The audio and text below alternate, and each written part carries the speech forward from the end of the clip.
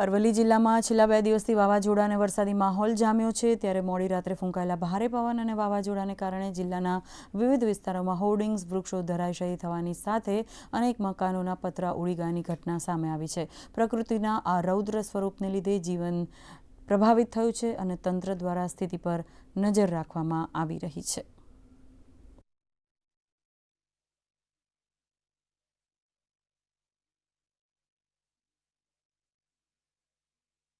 राते अचानक साहेब पवन आयो, फूल पवन कारणे अमारा मकान पत्रो बधो उड़ी गयो।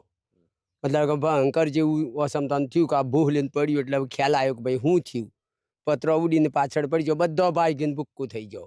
ગામમાં 2 મકાનો પતરો ઉડી ગયો અને એક ઘરમાં લેબડું પડ્યું, તે ગાયનું કેળું ભાગી ગયું। ઉત્તર ગુજરાતના અલગ અલગ વિસ્તારોમાં મોડી રાત્રે વાવાઝોડું ફૂંકાયું હતું, જેમાં અરવલ્લી જિલ્લામાં પણ વાવાઝોડાની અસર જોવા મળી હતી।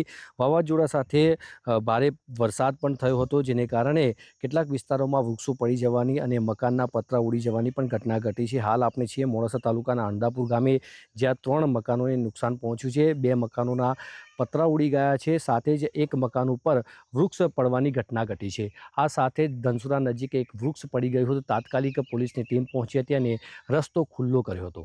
અંકિત ચૌહાણ, DD ન્યૂઝ, અરવલ્લી।